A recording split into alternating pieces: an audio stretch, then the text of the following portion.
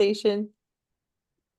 Okay, so gonna get us started. So thank you for joining our orientation for Lights Camera Christmas and getting us kind of a behind the scenes when no one's there look at Christmas. That is a unique experience for this class. So that's very exciting. And if has anybody been to our Christmas display yet this season?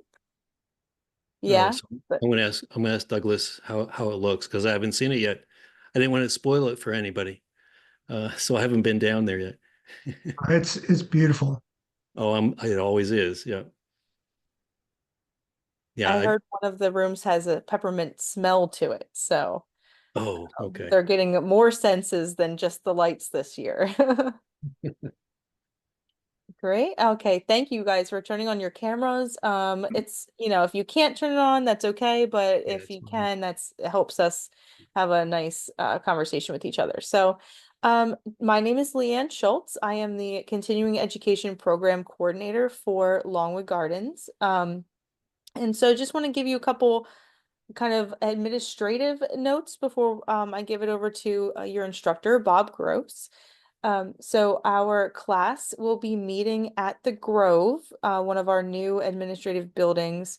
At the address is in your email, but just to reiterate, it's at 409 Conservatory Road, and it is the business entrance for the Grove. So you'll see the sign across from the entryway that says business entrance. When you pull in there, you'll go off to the right. There's a security kiosk, and the security guard has the student names. So just give them your name, let them know that you're a student in our class, and they will direct you to where the parking spaces are. And you are allowed to park in our reserved parking spots. They are for you. So feel free to park there up nice and close to the building, especially if it's going to be chilly this weekend. So with parking and security, that should all be your name is down and you should be able to come right into the building.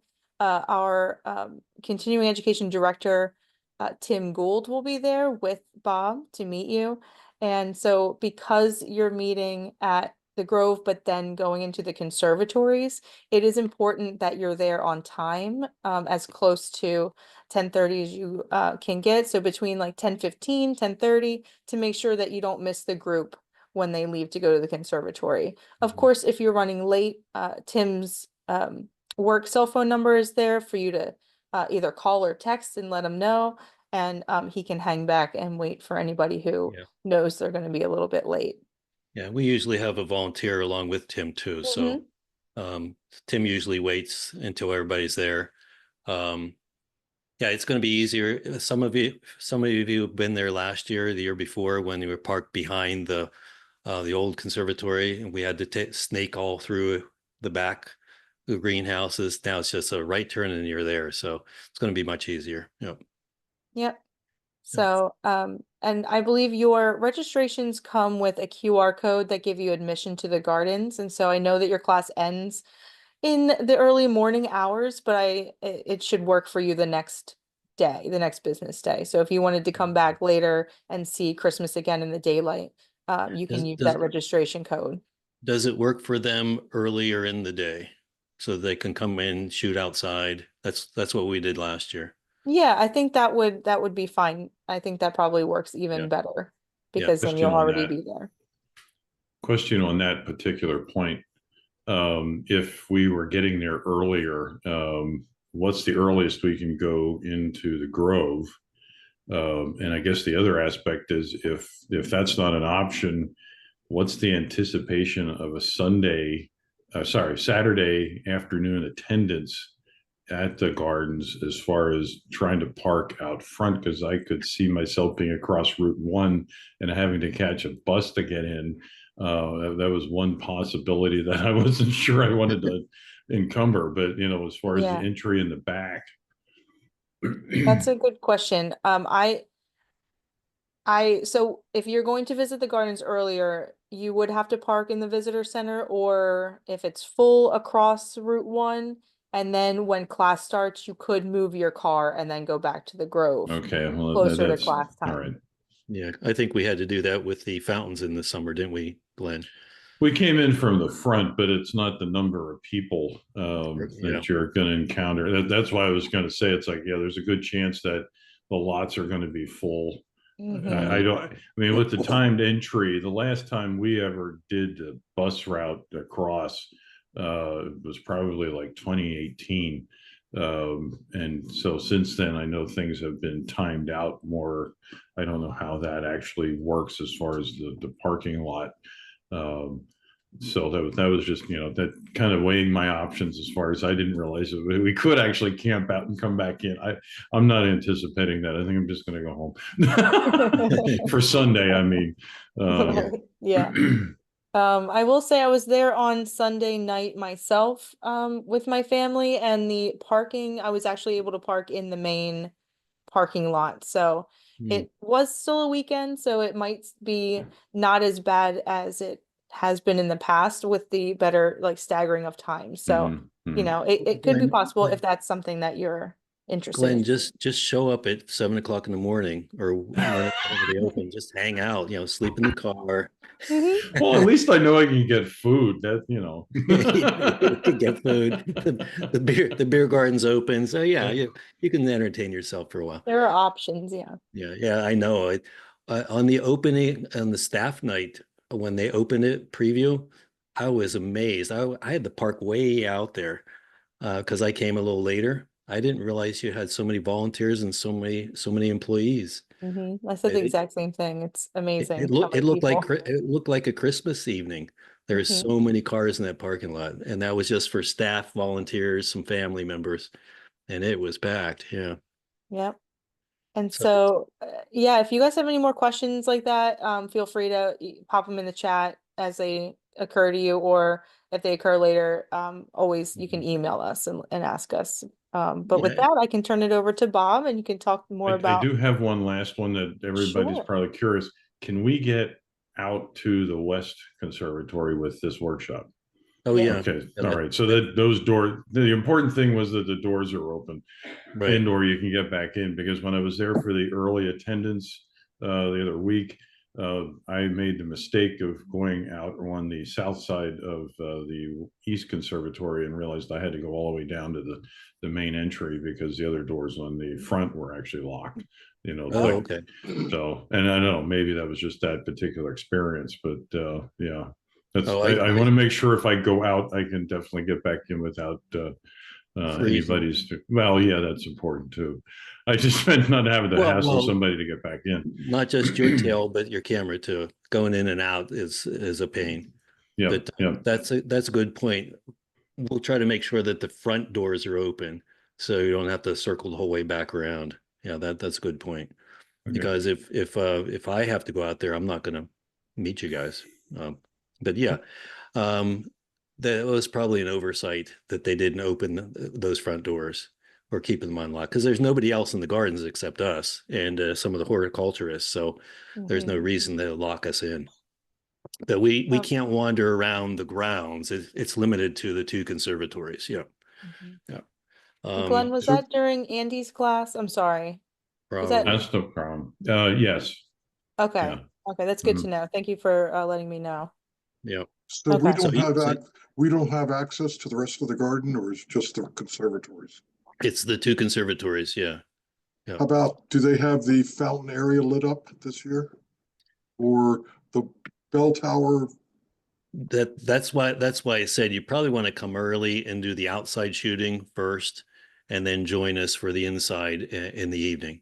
Mhm. Yeah.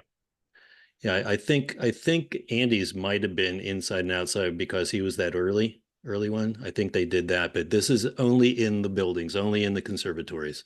Okay, But we have a lot more to cover than the previous years because we have the two conservatories Mhm. and the music room and everything else that's in the old buildings, and the orchid room and everything else in that building. So the new, I'm sure everybody's going to want to jump into the new building just to see what's going on in there, because all the water features in there probably are gorgeous. Glenn, you've been down there already, haven't you? And I think Doug, you said you've been down there too. Yeah, for that early morning opportunity. Oh, so you were in there without people shoving you into the water. I hope you didn't wind up in the water. No, I didn't. I know I didn't, but I'm sure a lot of people are going to end up in the water this year. As crowded as those pathways get, and I'm sure my wife almost walked backwards into the water during that evening preview. She didn't even realize she was walking backwards across the main entrance, and she was heading right for the water. I grabbed her arm just in time. So I don't know if you've had anybody take a swim yet, but I'm sure that's going to happen all through the years, especially the kids. I'm sure the kids are going to be in there. Now, she said, I'm your instructor. I know that these photo ops, I'm more your host than an instructor. My presentation, some of it's from last year. So if you joined us last year, you're going to see some of the same lame slides that I shared last year. But I'm more of a host than an instructor because most of the people who sign up for this are experienced photographers. But hopefully my presentation, sparks a little bit of creativity or something you haven't thought of for a while. So it's a short half hour, so I better get started going through a couple slides here. Any other questions before I share my screen and bring up this presentation? All right, then let me share. All right, let me go into full screen. All right, so you see my face, my smiling face, and you can laugh at me because everybody knows me. I still shoot Pentax. So this is the Lights Camera Christmas. We're going to do 2 of them this year. At least I'm going to do 2 of them. I took over for somebody who had done it for years and years, and he can't walk, so he retired. But yeah, it's 10:30 to 1:30. This is a real quick, and there's much more information than this. Basic camera settings for Christmas lights, just as a review. We're not going to be there during the blue hour, but if you're going to shoot outside, make sure you get there right around sunset. You got that blue sky instead of the black gray sky.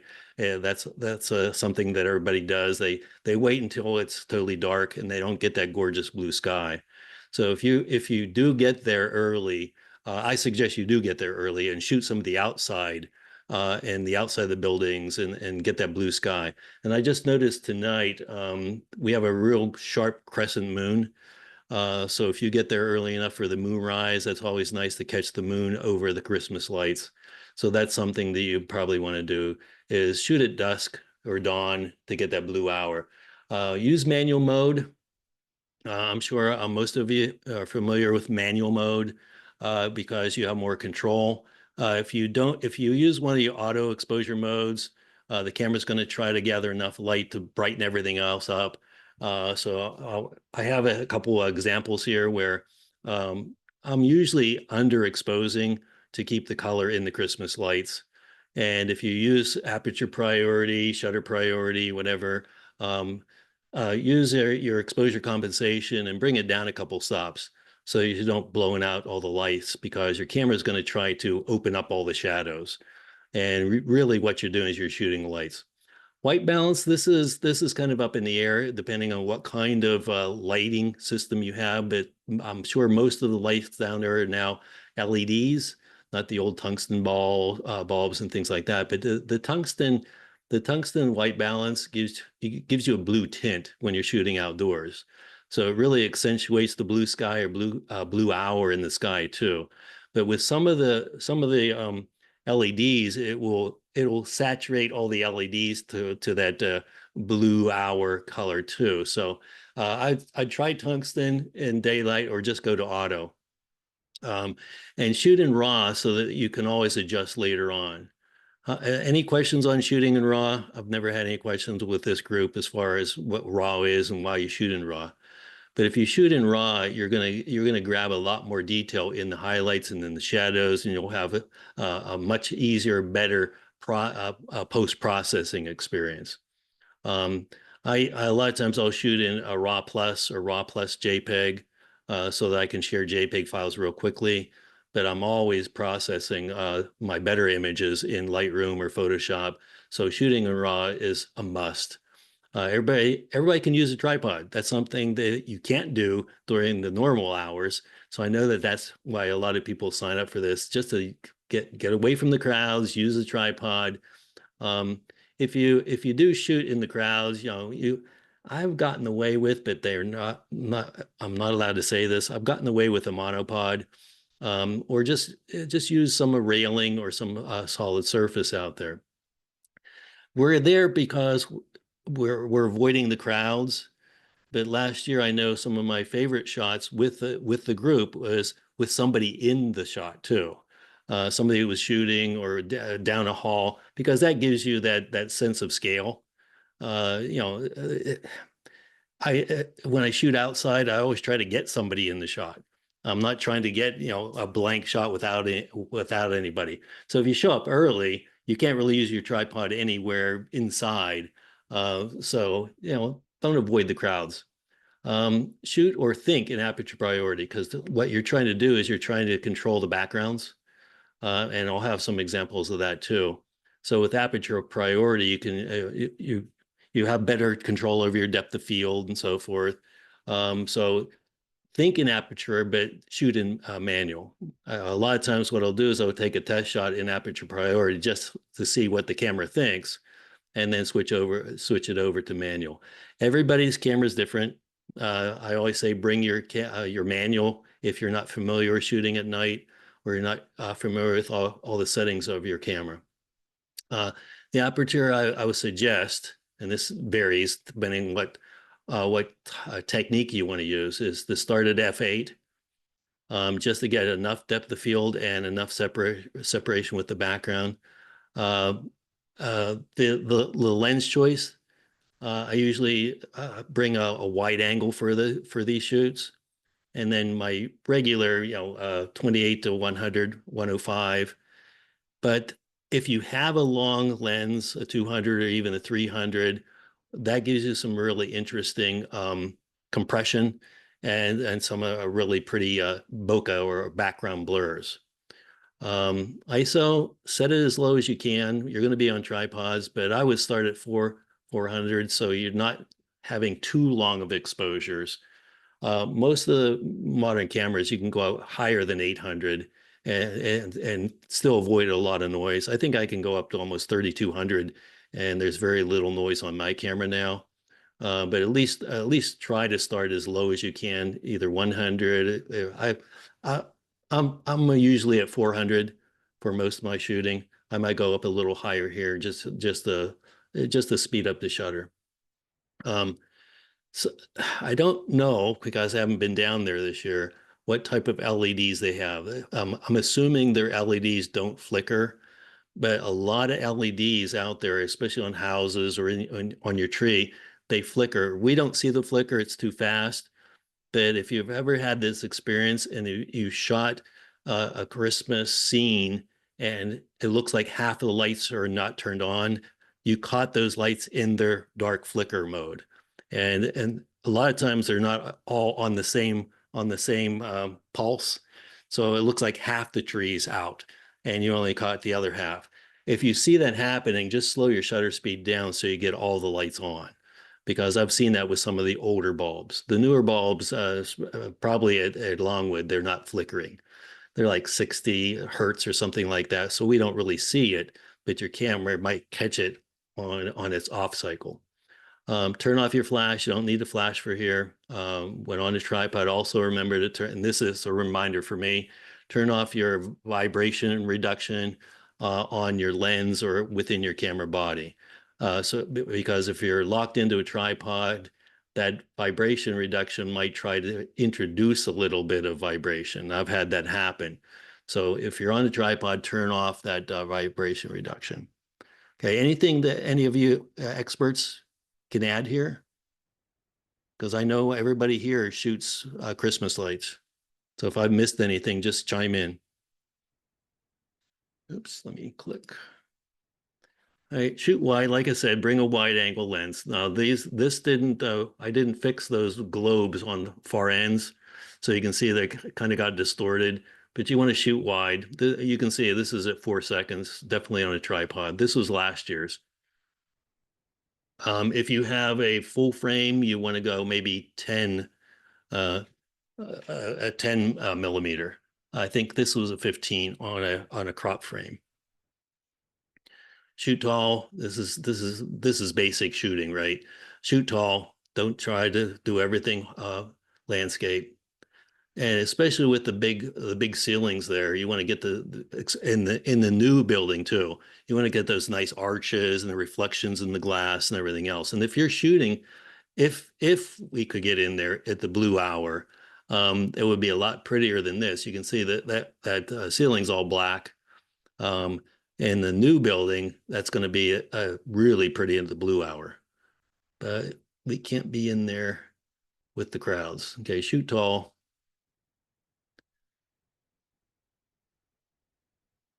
And then always go close. There's so many details in these displays. And I walk past probably thousands and thousands of perfect shots. So, get the whole picture, get in close. Bring your macro because a lot of times you can get really close in some of those bulbs and get some really cool reflections with the macro. Or use your 200 or even 300 and zoom in to those bulbs to get to some of those really nice reflections. Separate the backgrounds by using a wider aperture. That way you get that bokeh. Now this is an old lens and gave me those crappy, what are those, hexagons? Bokeh balls are not real smooth. I wouldn't use that. Those out of focus bokeh balls depend on your f-stop and also the lens you're using. You might want to practice a little bit tonight or tomorrow night before we get in there to see what lens you want to use. Now this is in the garden, so those lights are farther away from the foreground here. You'll see on my living room examples, I don't have that kind of distance, but this lens it doesn't give me those nice smooth round balls in the back. So that depends on the lens you have. So you might want to test it if you have some little LED lights, set them up at the end of the room and just try it out and see what f-stop gives you the nice smooth bokeh in the background. Okay. And this is a different lens, and you can see it gives me those weird halo effects on these lights. The different lights give me different out of focus background too. Can you see me in that? I'm probably in that everybody, I see everybody's head go like this. I've gotten some really nice self-portraits doing that too. Okay. This is something that we did in a previous workshop, double exposure photography. And it works well in this kind of environment because you can take a picture of some of the lilies or the poinsettias and overlay it with maybe some of the Christmas lights. So if you have any questions on double exposure, we can work with you on that. This is just one bad example, but really the part of this, I don't know if you can see my cursor. Can you see my cursor? Okay, so I would probably crop in even tighter and just use that as some abstract artwork up there. But double exposure techniques are fun with the Christmas lights. This is something from last year. They had that big tree in the middle that was turning very slowly. It didn't look like it was whipping around like this, but I was trying to do that. I was trying to catch that, but look at the hanging pots from the ceiling. That's something I didn't realize in some of my other shots. They are swaying because of the fans and the circulation of the air in there. You can't really see them moving around like that, but at 25 seconds, it looks like they're whipping around in the ceiling too. So if I wanted those really sharp, and in some of my other images, they look like they're moving. And you didn't realize it until I blew it up on my computer because it's very subtle. But at 25 seconds, you can see they are really swaying up there. So there, to get everything sharp, I wouldn't shoot at 25 seconds. Just be aware there's a lot of air movement in the conservatories, and anything that's hanging, if you want it to be sharp, you have to bump up your shutter speed. Where do you see that big tree this year? in the center. I mean, they've got the trees set up, but they put big mirrors in the front and in the back of it so that if you're going to try to shoot it from the front, you are going to be in the picture. You're going to be in the picture. You are going to be in the picture. Yes. Yeah. So you're going to have to shoot a shot at this sort of an angle. There's no. Oh, to get out of the mirrors. Yeah. Yeah, to get out of the mirrors. I could not find a way to get out of the mirrors. Yeah, there was a couple of spots last year that had mirrors, and I caught myself in those too. Yep. But something to be aware of. There is not wind, but there is air movement that's making slight movement, anything that's hanging from the ceiling. And I know they have a lot of trees hanging from the ceiling this year. The bokeh isn't always behind your subject. If you shoot through the lights, this is that shoot through we use all the time for flowers. So if you get close to some of the lights, this is outside, so I'm standing almost inside that light tree. So if you shoot something like that, it gives you those nice out of focus lights in front of your subject. And I don't know if there's anything we can use inside of the conservatory that we can get that, but this is usually outside. So this is in that cow pasture area, the big lawn, and I just stood really close to the tree to shoot through them and focused on the background. These are the examples I used last year. I didn't replace these, so if you saw these, I apologize. This is just an example. This is f/22, so the background's in focus, and I'm getting those star effects. So on one of my lenses, I get the star effect at like f/5.6 or f/8. On this particular lens, I get the star effect at like f/16/22, but I don't shoot at f/22. This is just to show you. And if I just open it up to f/11, you can see I'm still getting some stars with this lens. If I put on a different lens, I would get those sharp stars at f/11. And then you get that real soft at the f/2.8 or wider. So this is not changing focus. This is just changing the f-stop. So that gives you that separation. That's something that my sister gives me every year. So they make these little wooden ornaments. So I got them for like the last 20 years. And if you have something like this, bring it along. Those custom bokeh stencils that you put in the front of your lens. I know Lens Baby sells a whole set. I just poked some with a paper punch through some black paper and used it here. So it just changes any out of focus points of light change to the shape that you cut into it. And that's just how it looks when you're really zoomed out. If you have one of those lens globes, that's always fun to do during Christmas. This also has a little a prism globe in front of it to cut it up in front. I have one of those. I'll bring those along if you want to try it if you don't have one. I don't use this kind of stuff very often, but it's a lot of fun during the Christmas time. So that's holding that same prism ball close to the lens and basically shooting through it.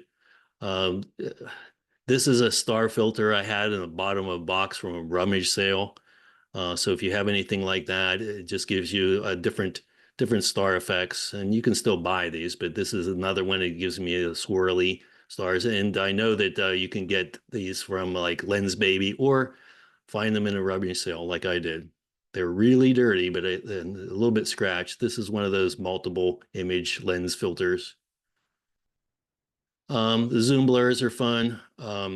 This was outside without a tripod, so it has a little bit of swirlies in that light tunnel. So shooting light tunnel over and over got a little bit boring, but there were people also walking in front of me and behind me, so that gave me those ghost effects. This is that same light tunnel with that zoom effect. So as you shoot, you just zoom in or zoom out to create that effect.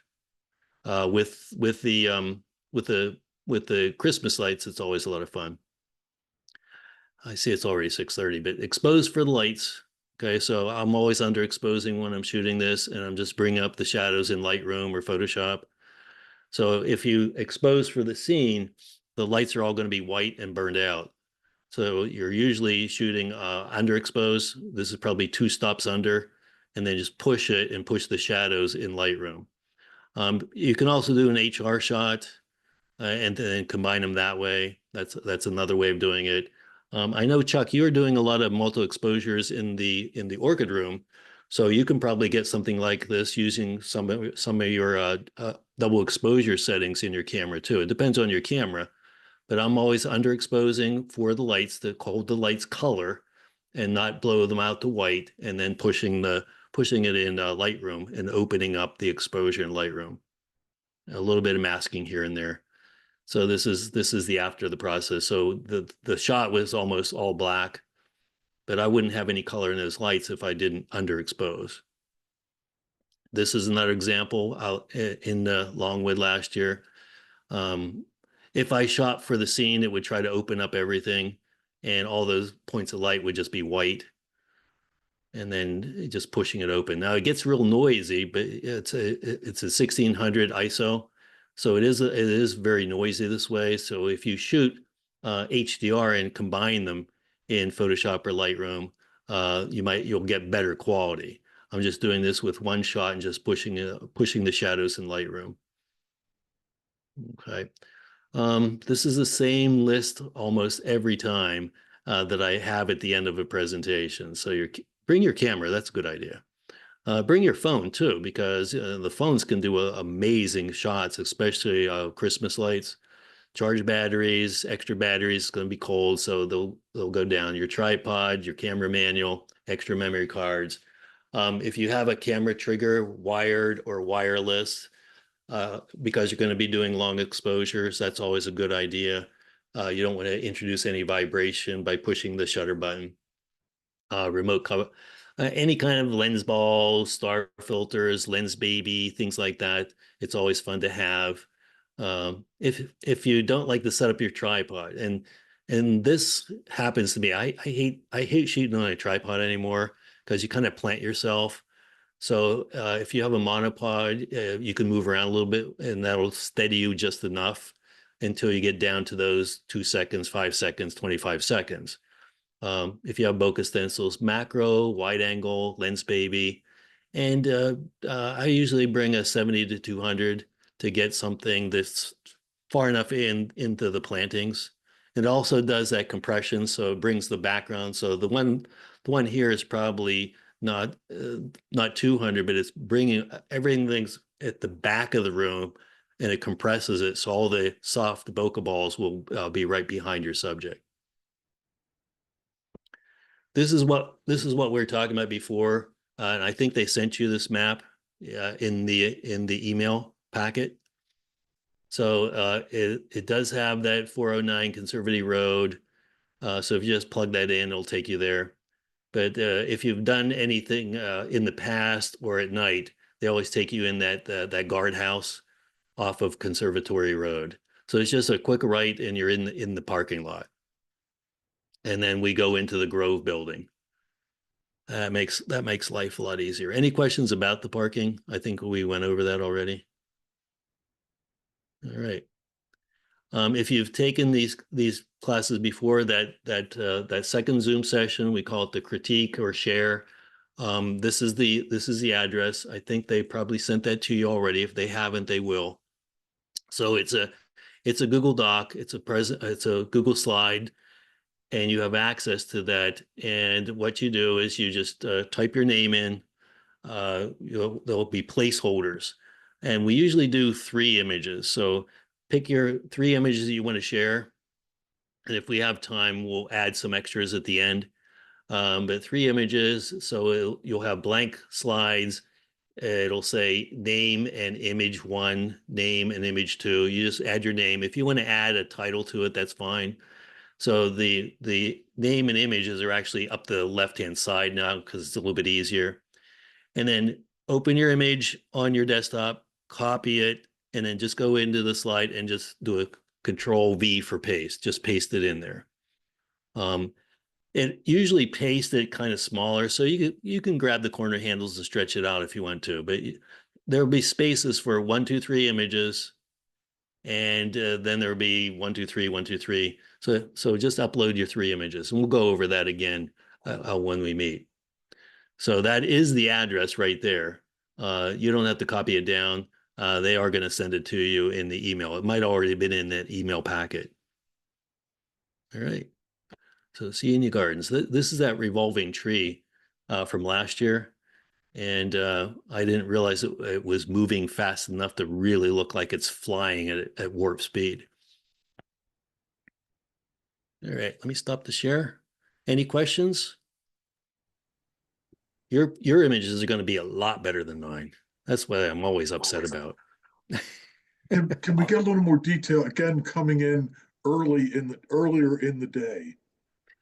You have to go through. You have to go through the regular visitor center. Yeah. Okay, so you go through the regular visitors, but is everything timed and you've got to get your reservation in there, or?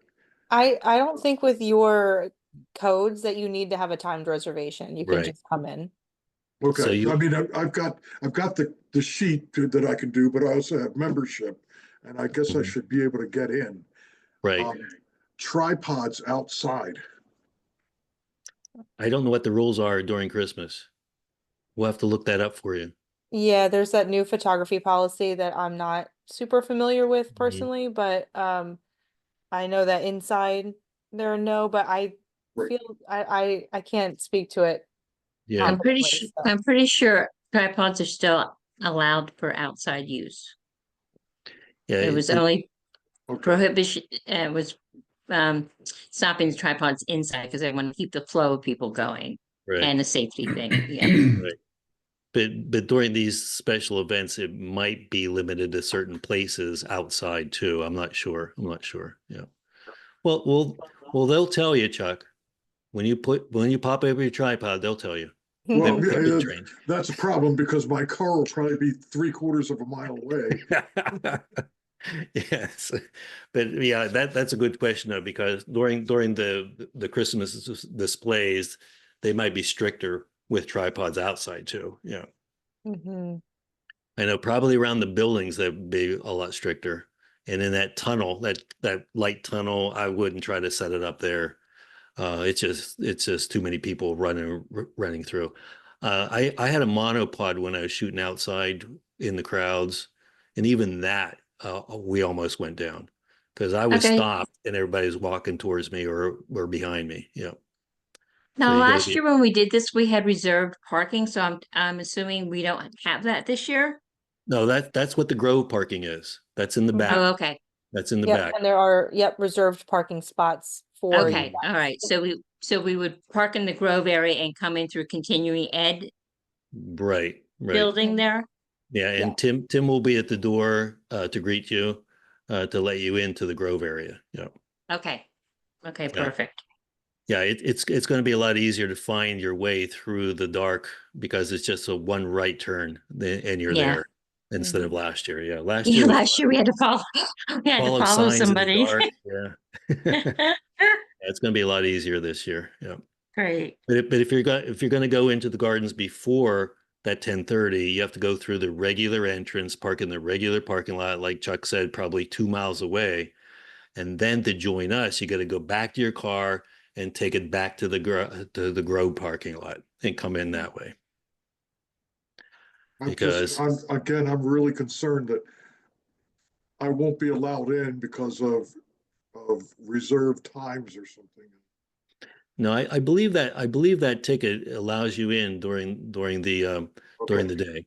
Yeah, I had no problems in the past. You just go to the membership desk with your class ticket and they hand you an admittance ticket that you Okay. use to get at the door. I've Last never week- used one. I've never used one of the class tickets for anything because I always use my membership card. Yeah. Okay. So the class used- ticket. Go ahead. Last year for this past summer for the after hours fountain show, I got in early using the ticket. And also just this past Sunday when we did the early admittance, I went back around, left the Grove and pulled into the regular parking lot.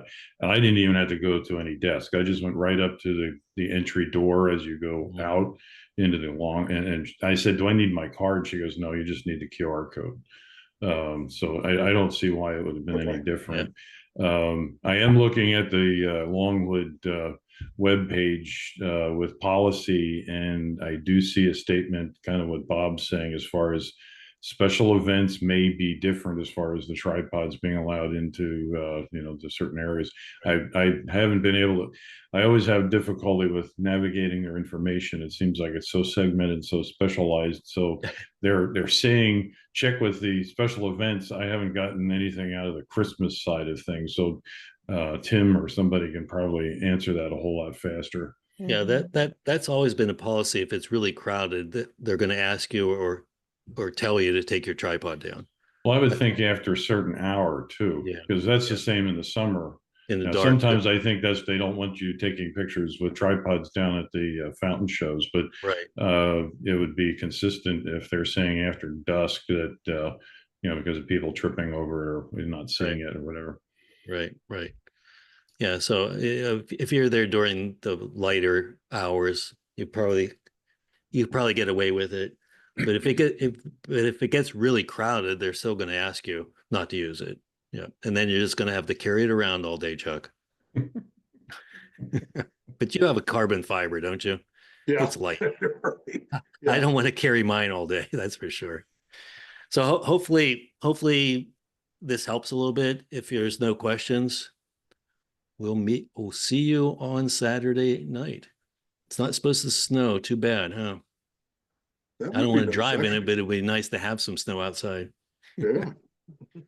I don't want that buffalo snow, that's for sure. For 4 feet, 5 Well, they'll feet. close. The gardens will close. The ceiling might cave in. Yeah, that'll be a good test Yes. for the new building. Some of the Pocono areas got like 9 inches, almost a Yeah. foot last week. Yep. That Yep. snow. We had a report of a snow squall here in Elverson today. They said get off the road. There was zero visibility today. There's nothing on the ground. It's just a snow Mhm. squall. Yep. Yeah, that's how it was last night when I was leaving work. Yeah. So it's coming. It's coming. Yeah. All right. I'm going to take off. Thank you, Okay. everybody. Meet you at the Grove at 10:30. I'm going to try to Right. get down there early. So if you see me Thank walking you. around, all right. Thank you much. All right. All right. Sounds like Thank fun. you. All right. Bye. Bye-bye.